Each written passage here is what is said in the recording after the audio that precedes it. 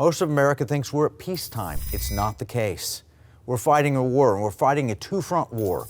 We're fighting against all enemies, foreign and domestic.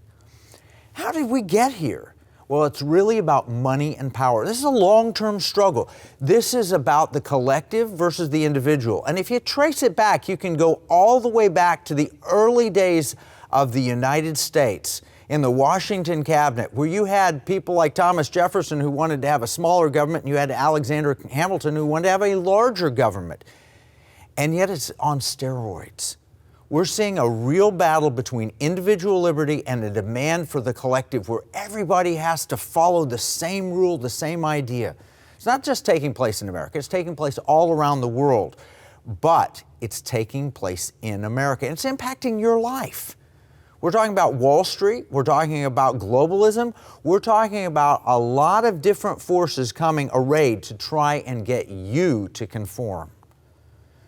Now, it's an age-old battle. We have two categories of enemies that I mentioned. We have the foreign enemy, which would be China, Russia, Iran, North Korea, the jihadis, but we also have domestic enemies. We call them the red-green axis, where the domestic Marxists and the domestic Islamists are working together. We have progressive leftists, we have crony capitalists, we have the woke corporations, special interest groups.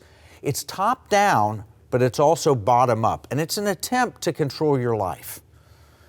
The challenge is, because it has multiple fronts on the war, and it's reached both corporate America and Wall Street, that it's impacting just about everything you do. They're trying to control your spending, for example, and your investments. We talk about all the time the ESG movement with Larry Fink and BlackRock, where they're wanting to demand that what you invest in conforms to what's important to them. Environmental, social justice, governance, and they're doing it through proxy ballot measures. In other words, if you own shares of a company, you get to vote for the things that the company is doing.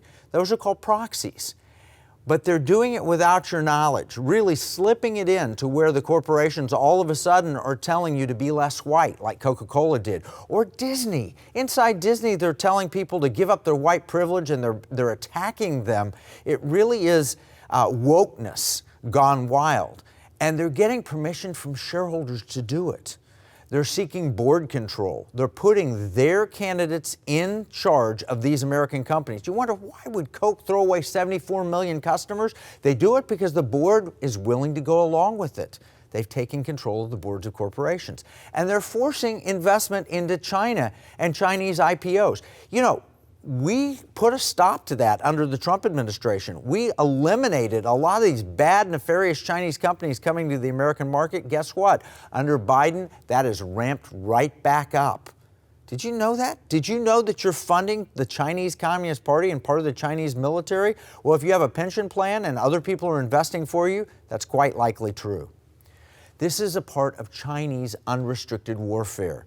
Their strategy is unconventional warfare without limits. That's the term, unrestricted. There's no restrictions.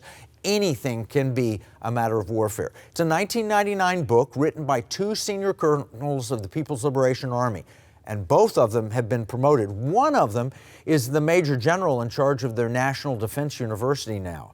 Their goal is to establish Chinese dominance on the planet. That is the China dream that President Xi Jinping believes in and dreams about. They believe that they're the middle kingdom between heaven and earth. What comes in between is China. That means everybody else is beneath and underneath Chinese control. And they've been very successful infiltrating Western powers. They've infiltrated our education system at the college and at the high school level. They've infiltrated entertainment. You can't make a movie in Hollywood without the approval of the Chinese masters. They've infiltrated the boardrooms of American companies, the political system, and the financial system. They've had unbelievable success over the past 2 decades. In fact, in 1999, when the book Unrestricted Warfare was first written, the Chinese economy was 1/10 the size of what it is today. Basically, it's on par with the United States economy. 1/10. That means in 1999, Chinese economy was about the same size as Italy. in the world. Think about that, how much they've just expanded in 2 decades' time. They've gotten control of major global organizations. They're the power player at the United Nations, at the World Health Organization, and they're poised for dominance.